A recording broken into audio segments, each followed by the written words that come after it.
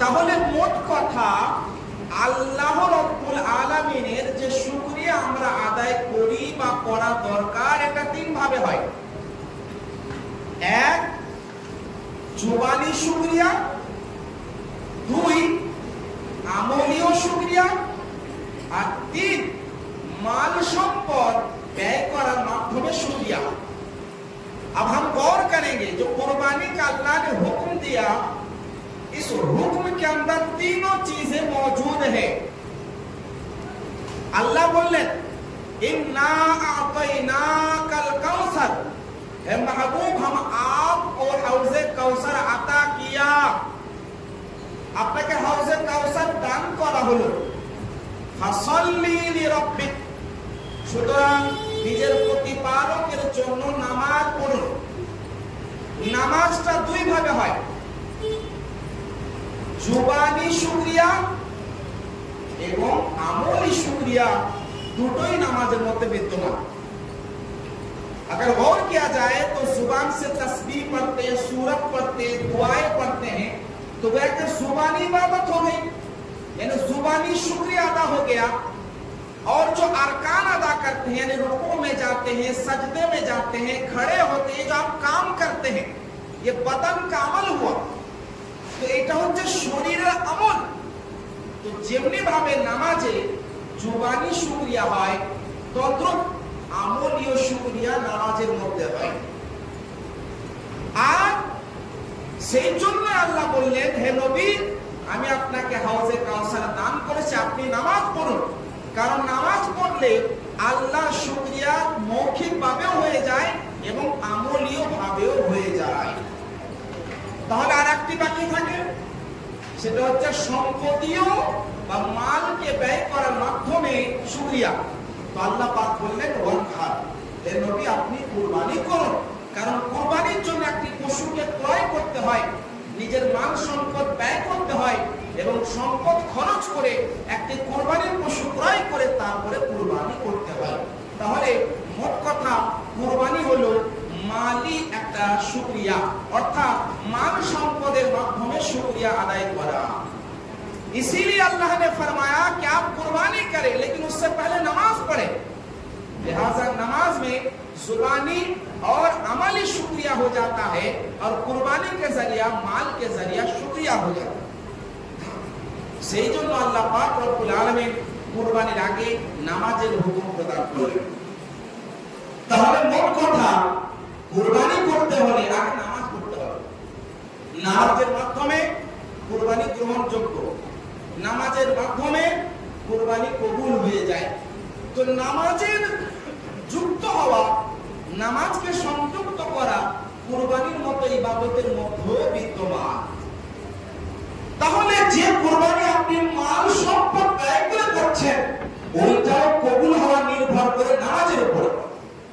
यानी आप माल और दौलत को खर्च करके जानवर खरीदते हैं कुर्बानी करने के लिए, आप समझते होंगे मैंने तो माल और दौलत खर्च कर दिया, ये इबादत हो गई, एक शुक्र हो गया, तो ये मकबूल हो जाएगा। नहीं, कुर्बानी भी मकबूल तभी होगी जब आप कुर्बानी की नमाज पढ़ें।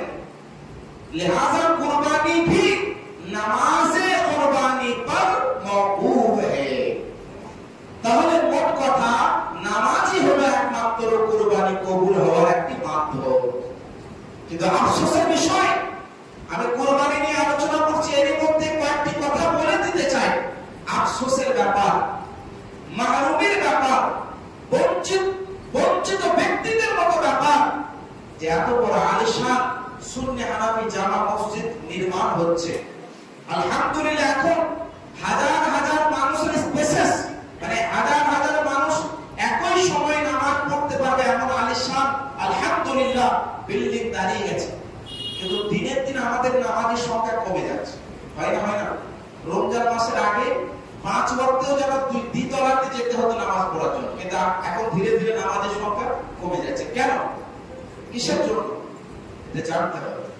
নামাজ আমল যেটা কুরবানির মাধ্যমে কবুল হয়, কুরবানি আমল যেটা নামাজের মাধ্যমে কবুল হয়। সুতরাং নামাজটাকেই যদি আমরা অবহেলিত হয়ে যাই, তাহলে আমাদের কুরবানির কি দাম? সুতরাং নামাজটা আমাদের ধারাবাহিকভাবে পড়তে হবে। কারণ এত বড় মসজিদ বানিয়ে লাভ কি হবে? এত বড় আলিশান মসজিদ বানানোর উদ্দেশ্যটা কি? উদ্দেশ্য হলো যাতে নামাজ পড়া হয়। নামাজ পড়ার জন্যই তো মসজিদ তৈরি করা। আর ধীরে ধীরে যদি আমাদের নামাজের সংখ্যা কমে যায় তাহলে কি লাভ হবে? এটা মাথায় রাখতে হবে। তো আল্লাহ পাক বললেন যে হে নবী আপনি নামাজ পড়ুন, তারপরে বলেন কুরবানি করুন।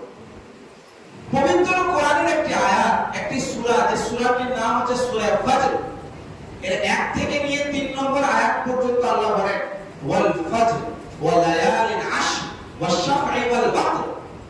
আল্লাহ পাক বলেন ফজরের সময়ের কসম, দশম রাত্রির কসম।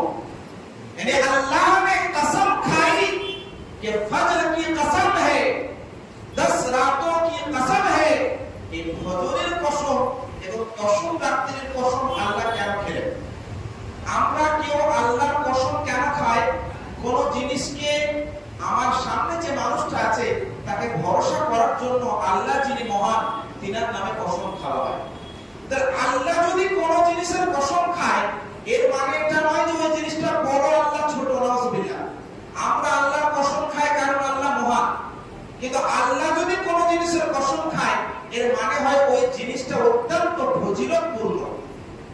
अल्लाह जब किसी चीज की कसम खाता है इसका मतलब ये है कि वो चीज बड़ी अहमियत के हामिल है। तो अल्लाह बोले फजरेर कसम, 10 রাত্রির কসম। মুফাসসির আযম এর কোরআন হযরত আব্দুল্লাহ ইবনে আব্বাস রাদিয়াল্লাহু আনহুমা, হযরত কাতাদা, ইমাম মুজাহিদ রাদিয়াল্লাহু আনহুম সহ একাধিক মুফাসসিরিনে কেরাম এই আয়াতের ব্যাখ্যায় বলেন ওই 10টি রাত্রি কোন 10টি রাত্রি?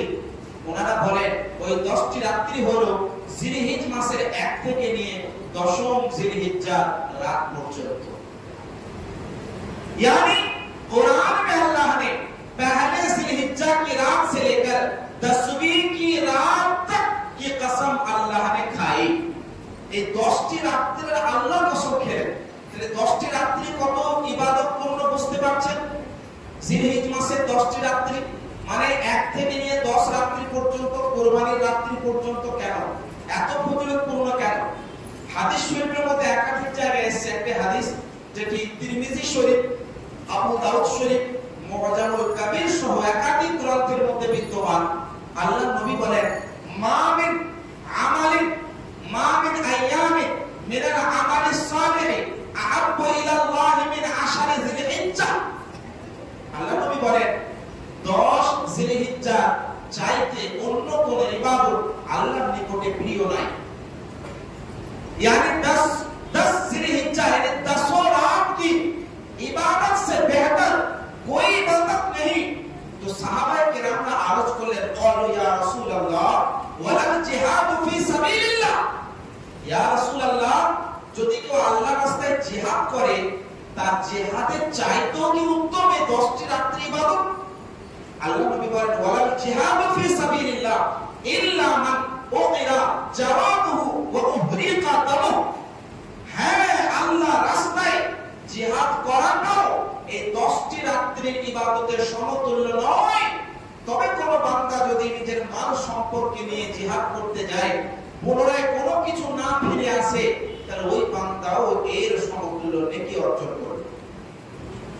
তবে 10টি রাত্রি এত ইবাদতপূর্ণ, এত ফজিলতপূর্ণ যে 10টি রাত্রি সম্পর্কে বলা হয়েছে আল্লাহ নবী বলেন জিহাদের চাইতেও বেশি প্রিয়।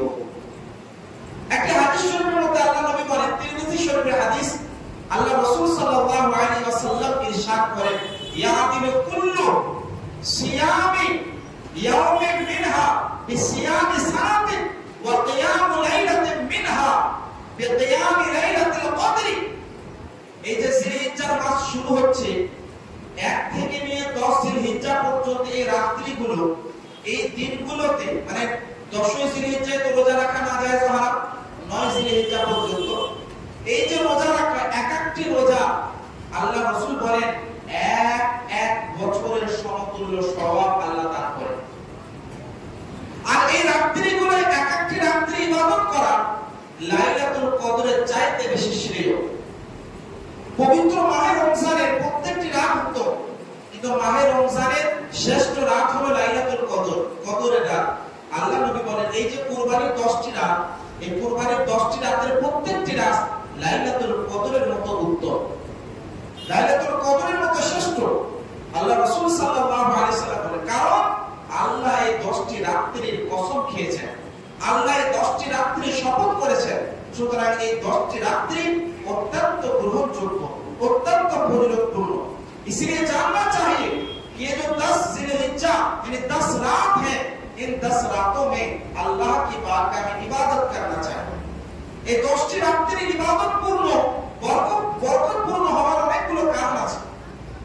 আমরা সবাই জানি যারা এবছর হজ করতে গিয়েছেন, যে সকল হাজিরা এবছর হজ করবেন, তিনারা 8 তারিখ থেকে নিয়ে 12 তারিখ পর্যন্ত হজের আরকানগুলো আদায় করবেন। হজের মধ্যে শ্রেষ্ঠ আরকান, রুকনে আযম, বড় রুকন বলা হয় আরাফার ময়দানে দণ্ডায়মান হওয়া। यानी हज का एक अहम तरीन हिस्सा वो क़याम यौम अरफा है, यानी यौम अरफा में ठहरना, ये बड़ा रुकन है, अहम तरीन अमल है। और यौम अरफा এটা 9 जिलहिज्जार দিনে হয়। আল্লাহ রাসূল সাল্লাল্লাহু আলাইহি ওয়াসাল্লাম ইরশাদ করেন, ইয়াউম আরাফাতা কাসিয়ামি লাইলি আলফি ইয়াউমিন, অর্থাৎ আরাফার দিনে একটি রোজা রাখা তুই যারা হজ করতে যাবেন তাদের জন্য নয়, কারণ তাদের জন্য আরাফার দিনে রোজা রাখা মাকরুহ রয়েছে।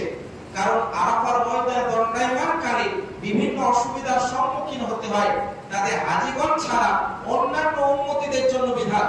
আল্লাহ নবী বলেন, সিয়াম ইয়াউমে আরাফা, ইয়াউমে আরাফার একটা রোজা কা সিয়ামে আলফি ইয়াউম, 1000 দিনের সমতুল্য। এই ইয়াউমে আরাফা যেটা 9 জিলহিজ্জা মানে কুরবানির আগের দিন, কুরবানির দিনে রোজা রাখা যায় না, কুরবানির পূর্বের দিন 9 জিলহিজ্জা, এই রোজাটা এত গুরুত্বপূর্ণ। উম্মুল মুমিনিন সাইয়্যিদাতুনা আয়েশা সিদ্দিকা রাদিয়াল্লাহু আনহা থেকে একাধিক হাদিস বিদ্যমান। আল্লাহ রাসূল সাল্লাল্লাহু আলাইহি সাল্লাম বলেন, ইয়াদিলু সিয়াম ইয়াউমে আরাফাতা কাফারাতুস সানাতিল মাদিয়া ওয়া সানাতিল মুস্তাকবিলা, অর্থাৎ ইয়াউমে আরাফার একটা রোজা বিগত বছরের এবং আগামী 1 বছরের গুনাহের কাফারা হয়ে যায়। यानी यौम अरफा में एक दिन रोजा रखना आपके गुज़िश्ता 1 साल और आइंदा 1 साल में जितने गुनाह सगीरा हैं अल्लाह की तरफ से वो कफ़ारा हो जाता है। यानी एक रोजा गुनाहों का कफ़ारा बन जाता है, गुनाहेर कफ़ारा हो जाए। সুতরাং আল্লাহ রাসূল সাল্লাল্লাহু আলাইহি ওয়াসাল্লামের এই হাদিস দ্বারা বোঝা যায় যে ইয়াউম আরাফা কতটা গুরুত্বপূর্ণ। এই যে কুরবানির মাস শুরু হচ্ছে, এই 10টি রাত, এই 10টি রাত এত গুরুত্বপূর্ণ। উম্মুল মুমিনিন মা আয়েশা সিদ্দিকা রাদিয়াল্লাহু আনহা থেকে একাধিক হাদিস রয়েছে, তার কয়েকটি হাদিসের ব্যাখ্যা হলো এটাই। আল্লাহ রাসূল বলেছেন, যেমন মাহে রমজানের সমস্ত রাত্রিগুলোকে যুক্ত করে একটি রাত্রির মধ্যে রাখা হয়, সেটা হচ্ছে লাইলাতুল কদর, মানে সমস্ত রাত্রির ফজিলত একটা রাত্রির মধ্যে রাখা হয়, সেটা লাইলাতুল কদর। আর লাইলাতুল কদরেরও যাবতীয় সবকে যুক্ত করে একটা দিনে রাখা হয়, যেটাকে বলা হয় ঈদুল ফিতর, যেটাকে আনন্দের দিন বলা হয়। ওই আনন্দের দিনে সমস্ত সওয়াব আল্লাহ দান করেন। তখন আল্লাহ রাসূল বলেন, তখন এই যে জিলহিজ্জা মাসের 10টি রাত আল্লাহর তরফে এই 10টি রাতের যে সওয়াব একদিনে যুক্ত করে কুরবানির দিনে প্রদান করা হয়, যেটাকে ইয়াউমুল আযহা বলা, ঈদুল আযহা বলা। इसलिए ये 10 रातों को हल्का